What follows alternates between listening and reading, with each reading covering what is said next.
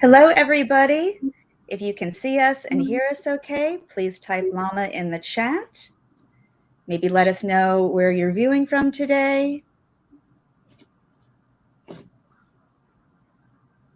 soon as we get a couple of llamas, then we can get started. Let's see. We got some llamas. Excellent. Vancouver, Ottawa. Welcome, everybody. Montreal, Brooklyn, Tacoma, Washington. Great. People from all over the place. North California. Welcome, everyone. All right. Well, it looks like we can hear and see everybody. So I think we can go ahead and get started. Hello, everybody. My name is Kitty, and I will be your host for today's Etchr 30-minute demo. I am here with Mirka Hokkanen, who will be teaching you how to paint some magical fungi. So if you have any questions, please do put them in the chat in all capital letters so that I can see them better. If the question is relevant to what Mirka is doing at the moment, then I will ask at that time. If not, I might hold off some of those questions until the end when we do our question and answer session. So from here, I'm going to hand it on over to Mirka. Mirka, why don't you tell us more about what we're going to learn today? Hey everybody, so my name is Mirka and I'm an author and illustrator, and I just wanted to show really quick kind of what we're doing and show a little bit of other work that I've done before what we're going to be doing today. And so today we're going to be drawing painting these little fungi or little mushrooms. And do you want me to do our next class really quick too? Sure, yeah, we'd love to see that. And then we're also going to be doing a longer class where we do more kind of in-depth painting steps and going more detail with the techniques. And we're going to be doing this piece with the Luna moth. I made it a little bit bigger in our actual final piece. And we'll talk about that a little bit later. And I wanted to show some of my earlier work. And some of you might have taken my classes before. They're also available on the Etchr website. So this is one of the classes that's already available. Just some of the other pieces that I've done. This is another YouTube demo that we did before. Here's where I'm just using the similar techniques. So here's a little Halloween piece that I've done. Just showing through my sketchbook. Some on a white background. Some owls. We've done the owls in an Etchr class before too. Some more Halloween related things. So if you kind of like this magical foresty feeling, that's kind of what we're going for. One more squirrel, what we're going for today. And so should we get started painting? Yes, that'd be great. Or do you want me to talk a little bit more about kind of what we're doing beforehand, or just get to it? Yeah, if you want to let us know what we're going to be doing today, that would be fine too. Okay, so we're going to be painting this little picture, and it's a little bit smaller over here, a little bit bigger over here. In general, I just like to work smaller because it's faster. And if you're just kind of starting out with the watercolor painting, working smaller is also a great technique because you're just putting a little less kind of time and effort into it. And so that way, if it's not like a masterpiece right off the bat, then it's just it makes it easier to kind of just toss that piece away and start all over again. And so you just haven't put that much into it.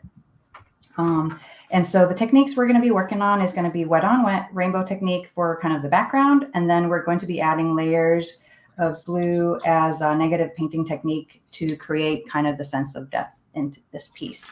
And so I'm just going to grab my 3 brushes. So I have just kind of a flat brush and then 2 pointed Filberts.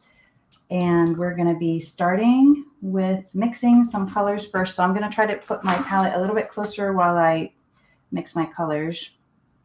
And then I'll move it away so everybody can see the actual painting. And so I usually try to mix. And so if you look at the paintings, you'll see that there's kind of undertones of yellows. There's some pinks and some reds, maybe some teals. And so that's kind of what I want to paint, put on my palette over here. So I'll mix some green. And so this is my Etchr watercolor palette that I'm using for the demo today. So I'm going to be adding, and sometimes I'll kind of pre-mix colors, and then sometimes if I need a little bit of a brighter color, I'll mix it, grab it right off the pan over here. And then let's see, I'm going to grab a little bit of kind of a purpley pink. There we go. And then let's make a little bit of blue over here. Let me just wash my brush. And I'm also using just a piece of paper to wipe my brush down in between. And we'll kind of try to go a little bit fast because we do have kind of a very limited time for our demo today. And so if you're trying to paint along, it might be a little hard to paint along, but since this is going to be recorded, you'll be able to grab the recording afterwards and then stop it to do the steps kind of step by step. And I think, Kitty, do we have a link for the actual sketch for today's? Yes, we do. I will go ahead and put that into the chat. Okay, so we have some colors. I'm going to just kind of move those over. And what I'm going to do to start this painting is I'm just going to grab some fresh, I'm just cleaning my brush. And I'm starting with my largest brush, and I'm just going to wet my whole area. You can see there's still a little bit of green on there. The whole area that I'm going to be painting on.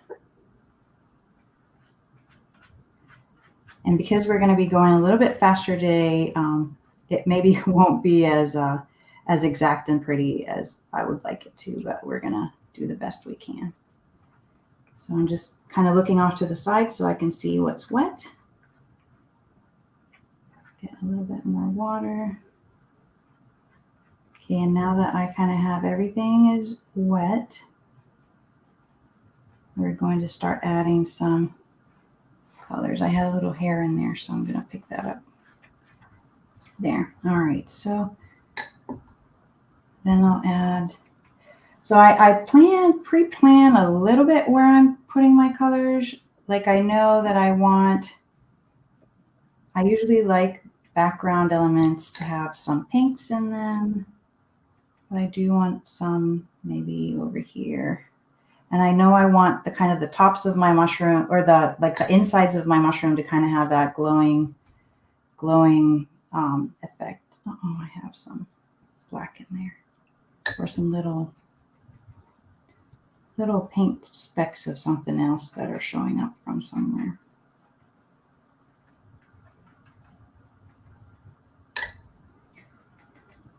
So I've planned it just a little bit, but not like to the inch. And then let me grab a little bit of this teal too, or this kind of a greenish color. And I like having kind of a big area to paint on.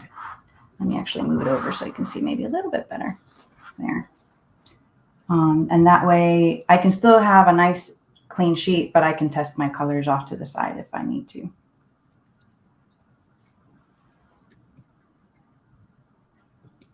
me see, grab a little bit. No, we already grabbed that green. Let me grab. So I'm trying to work fairly fast over here.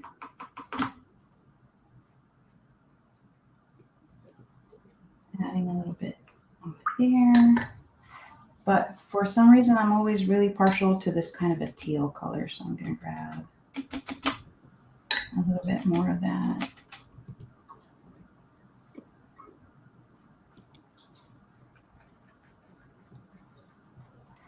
And then I'm going to grab a little bit. I didn't mix any of this orange, but I'm going to grab, or this kind of a yellowish orange, but I'm going to grab a little bit of that.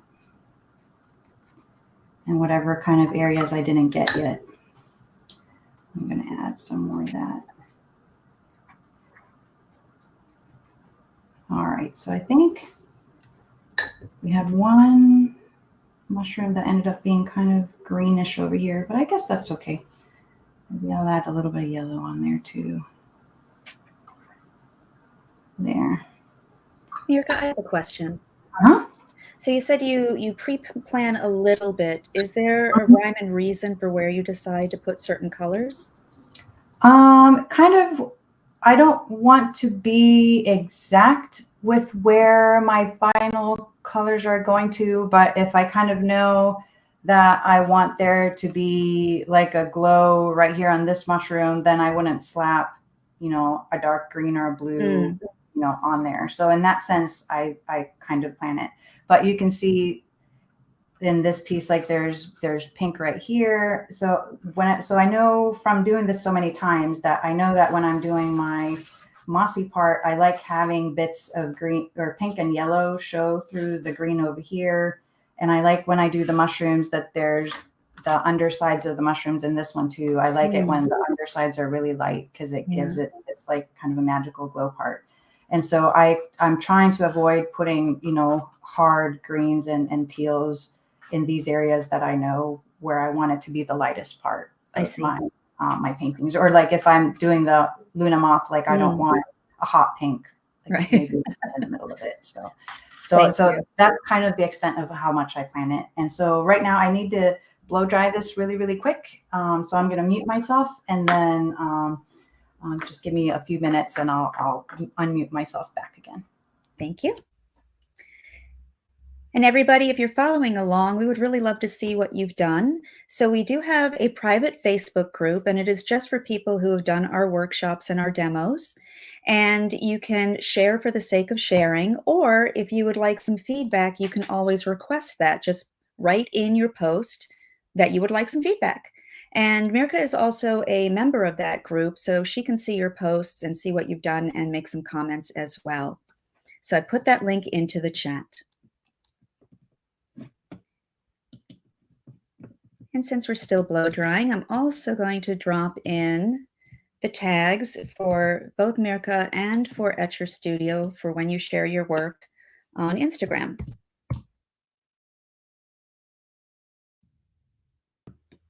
And I'm always curious, is anybody following along? Let us know in the chat.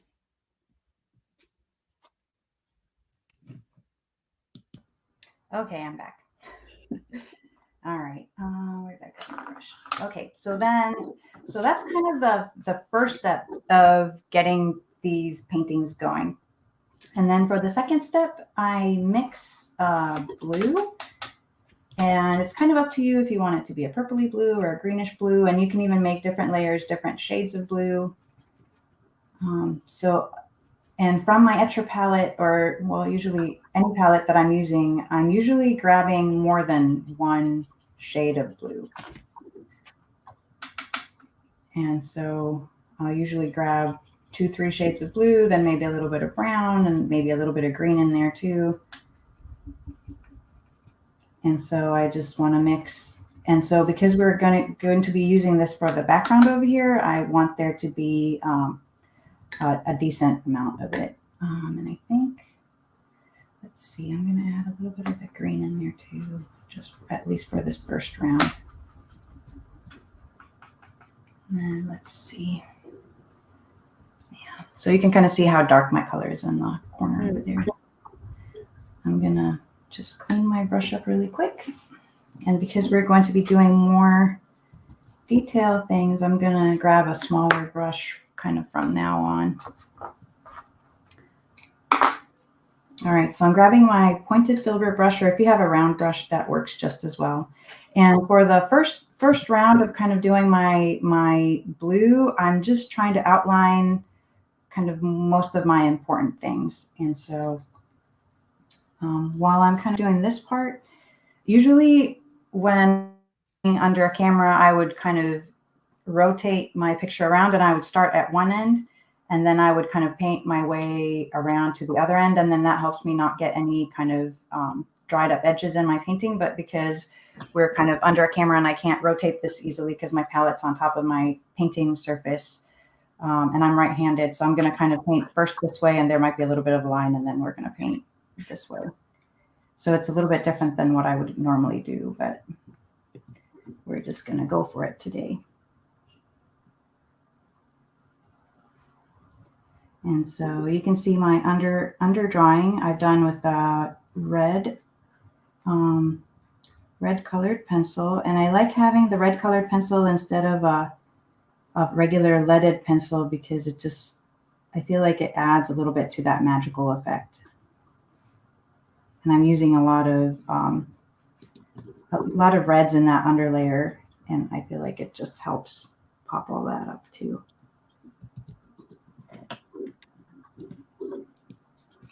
And I like these pointed Filbert brushes because I can do kind of large areas if I need to with them, but then it also has a point, and so it makes it easy to get around things relatively fast. I'm sorry if you can't see my face all the time since I'm looking down. Actually, it's just your desktop showing right now. Okay, all right, perfect. Okay, so there's that part. And then we'll kind of paint around these guys. And like I said, usually I'd be a little bit more careful, but for the sake of just trying to run through as much as we can today, I'm going to go a little bit faster than usual. And so just having this nice pan of ready mixed paint makes this part a little bit faster than having to constantly remix your paints. And it also just helps with, if you have that kind of pan of ready mixed paints, it also helps. I'm going to move it over just a little bit. It helps with those edges too, because like this edge on the top was still fairly wet now that I came back to it. So we might even get away with no line over here.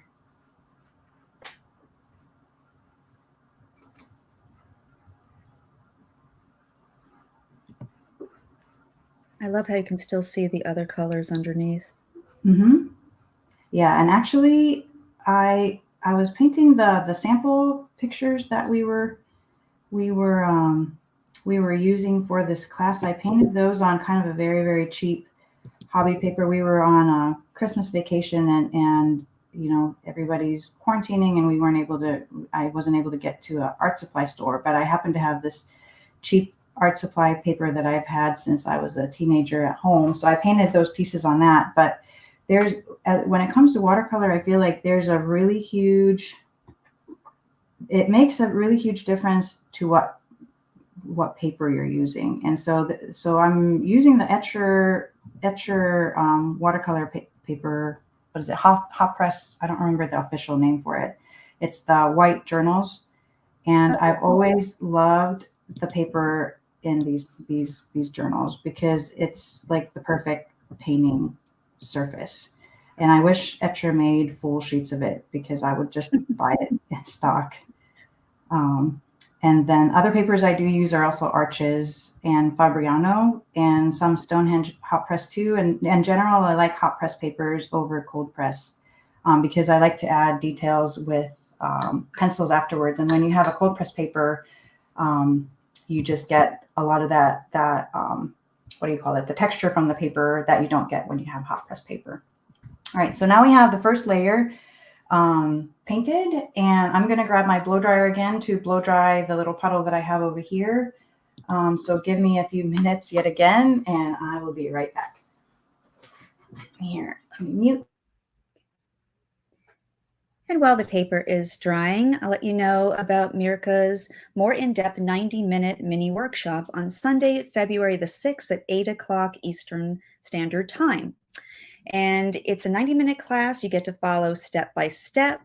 And it's a really wonderful way to support Mirka and her work as well. And if you can't attend live, that's okay because the video will be available to you in just a couple of days. So I'm going to go ahead and put that link into the chat now.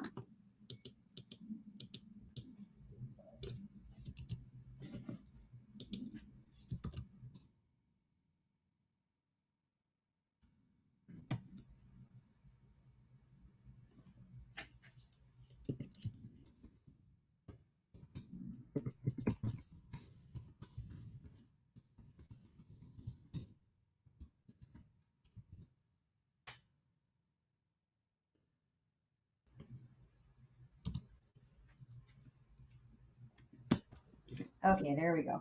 Apologize for all these stop and go moments. No problem. Right. We have a moment for a question. Sure. They're asking what type of brushes you're using right now. Right now, the ones that I'm using, these ones are a Princeton brand. I don't know if it's focusing on this or not. It's Princeton. So they're a relatively cheap brand. You can buy them at Michael's, Hobby Lobby in general.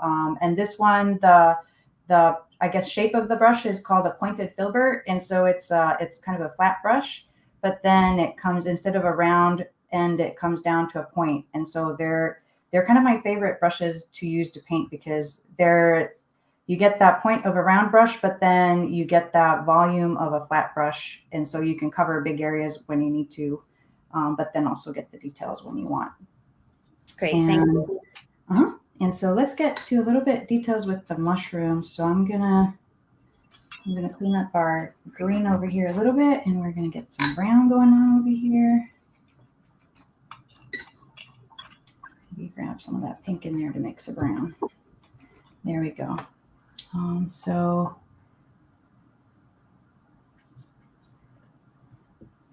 And in general, what the way that I'm trying to usually paint these is let's just do the front one too. I'll do my first layer of blues, or I'll do the rainbow, and then I'll do my blues. Maybe they don't have to be all exactly the same color. So I'm doing one that's kind of a more pinkish color. Maybe one's going to be more of a yellowish color. I mean, because these are kind of imaginary things anyways. We're not doing straight up natural illustration. Oops. Meaning to add a little bit more pink in there. And so a lot of times I'll just kind of be mixing colors on the fly as I go. And there we go. And then since I wanted to have, and so what creates kind of the illusion of light in these paintings usually is just having the contrast of light and dark. And so that's kind of what we're working towards. And I know on the camera, because we have the white of the paper, the painting looks really contrasty right now, but actually when I'm looking at it here in person, it's not quite as contrasty. So in your mind, if you're able to imagine it not quite as dark, that might be helpful. And so I'll paint some details for the background. And usually for the background too, instead of painting everything with the exact same color of green, I like to vary that up a little bit too. So I added a little bit of yellow, and now I'm going to kind of fade it out. And then maybe I'll add a little bit of a cooler green on the other side. And because I have that background, I'm not trying to paint inside of the lines. I'm just trying to get color on there right now. And I'm going to be painting another layer of blue over here in just a little bit.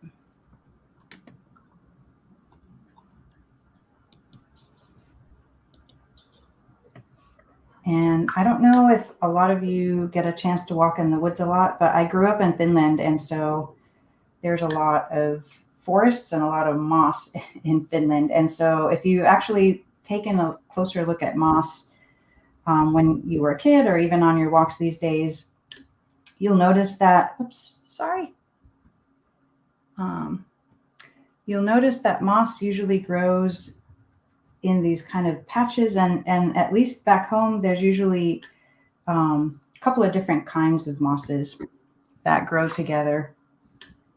And so there's some mosses that look kind of like little miniature ferns, and some mosses that look like little stars. And so that's kind of where I'm getting the inspiration from the mosses, is just those memories of moss when I was little. And so I'm adding a little bit of this kind of an orangey yellow for the stems, just to separate them. Maybe adding a little bit more orange.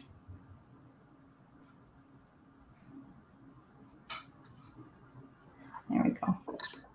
And then I'm going to take kind of the same color with a little bit more of a dry brush.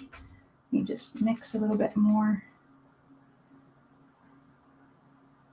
And then I'm going to add some little lines over here.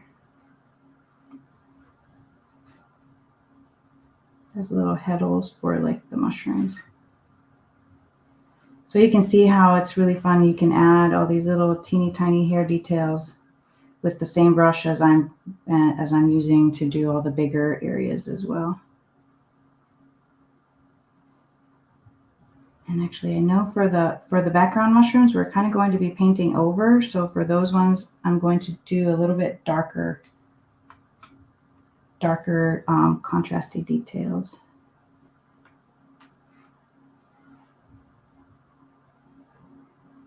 How are we doing on time? Let's see. Let me see. We're almost running out of time, right? It's okay. If we go over a little bit, it's fine. Okay, let me blow dry this and then we'll try to do, actually, we're just about dry, I think. Let me do one more layer of blue on this, and that way we get a little bit more of a layered effect on here really, really quick. So I'm gonna grab, I have a cat hair in my blue. All right, so I'm gonna grab a little bit more, mix just a little bit more blue over here, super duper quick. These demos always go by so fast. Sorry, I'm kind of on top of myself over here on my desk. All right. No rush, we're fine. And so when I do the second layer, on the second layer, I'm actually kind of covering some of my earlier paintings up. I'm just trying to make sure that I'm not too dark with what and if I put down a color that's too dark, then good grief, there's that here again. If I put color down that's too dark when I first start painting, I can always add more water to it really quick, and then that kind of erases it. And so it looks kind of brutal when you're starting to paint, when you're adding that color on the top. But because you're also adding that same layer of color to the background that you've already painted one layer on, it'll show as different, or as a different value. We have a comment in the chat saying, I have never seen an artist do such an obvious difference between initial coloring than others. It really does give a glow to certain items. I love that. Oh, thank you. That is something new. And so we'll paint, and I'm going to paint. And so what I would do in general would be to kind of do these successive layers of blue on the top over here. Usually maybe between 2 and 4. And then that really helps. So we're going like super duper speed right now, not caring about what anything looks like.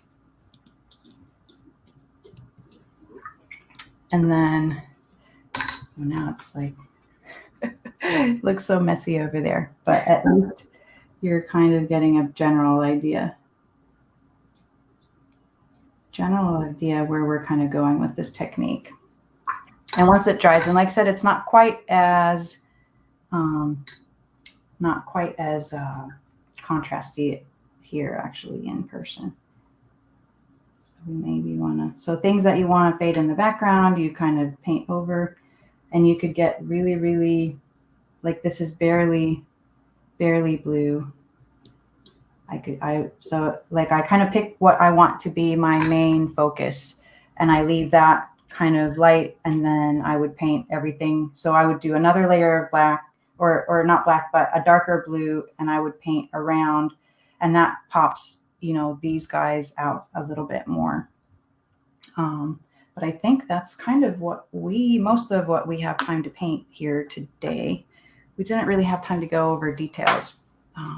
Well, maybe, or do you want to, Yeah, let's do some. All Those right. last details that always make such a huge difference. So I think everyone would love to see that. All right, let me, I'm just grabbing a few color pencils. So I have Faber-Castell, just color pencil set over here. And so I just grabbed a handful, and a lot of times, so I like using pink too. And so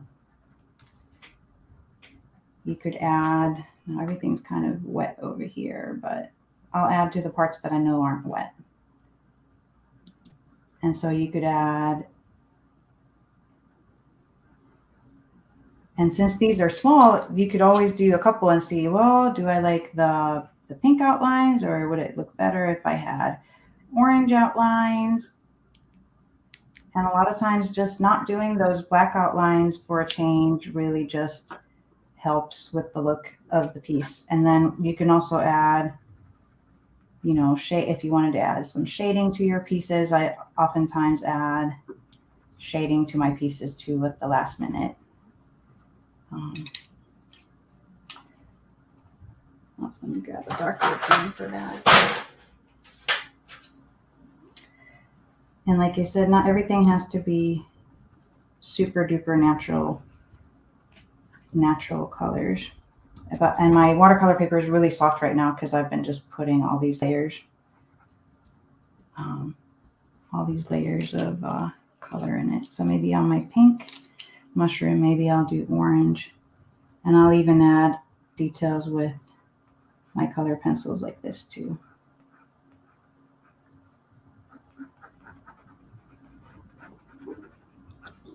And then that just kind of helps bring everything out. And you can add, you know, right here, I could add a little bit of pink, and then that I kind of like having that little variation in the, you know, in the stem. And I would probably do, if this was completely dry, I would probably do similar thing over here.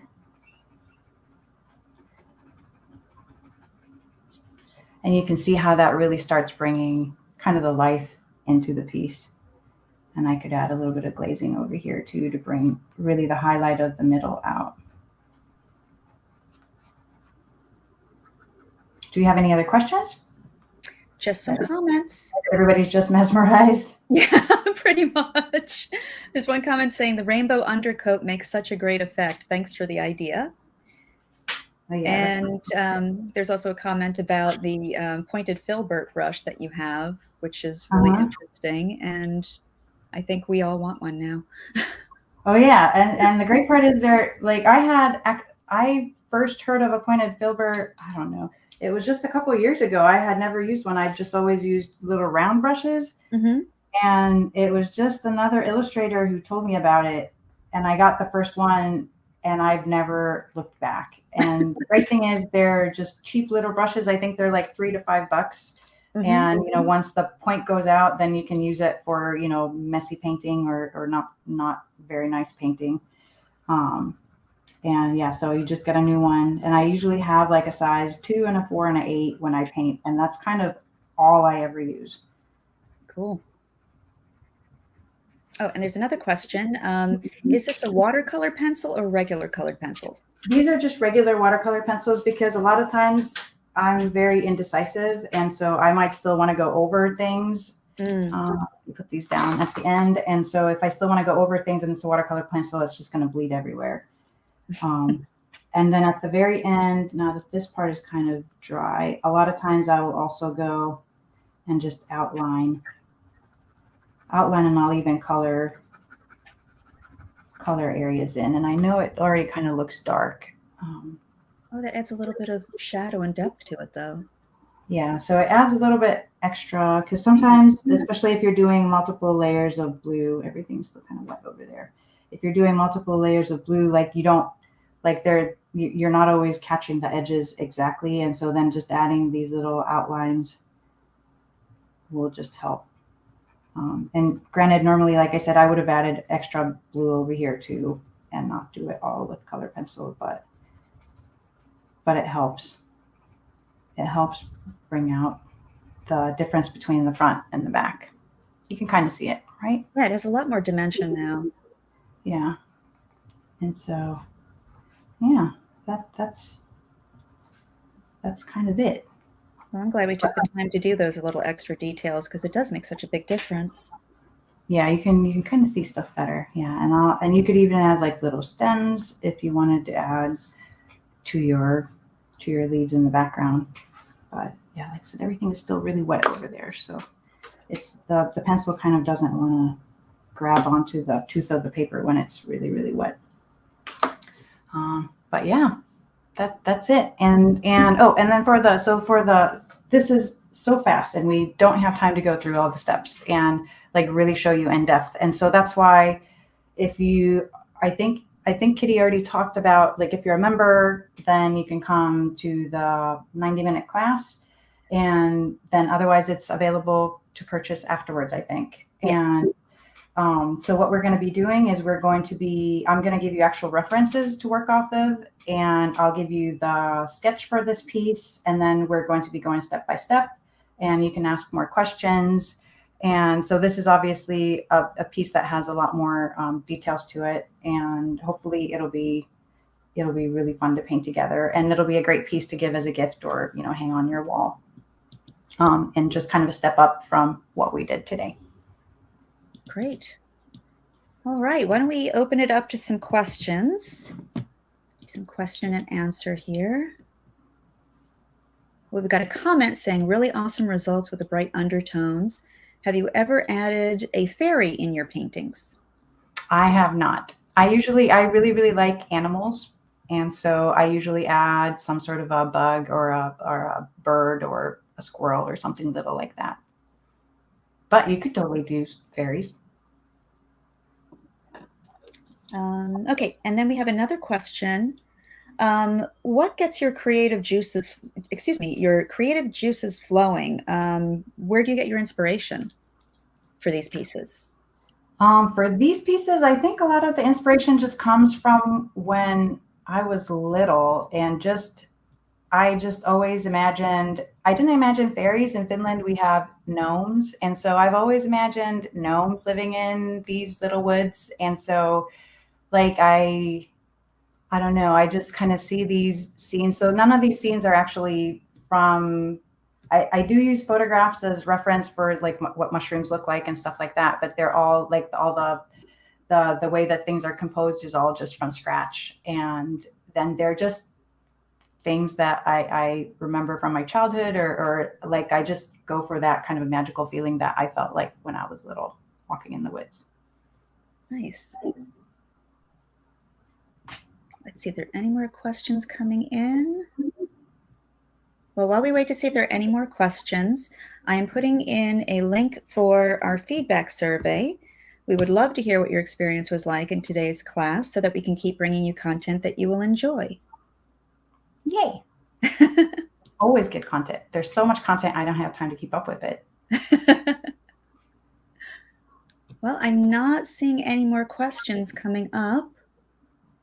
So once again, I am going to put that link into the chat for the mini workshop. I hope to see you guys there. There. All right. So I think we can go ahead and wrap up. Mirka, thank you so much for all of these tips and all the inspiration. And is there any final thoughts before we go?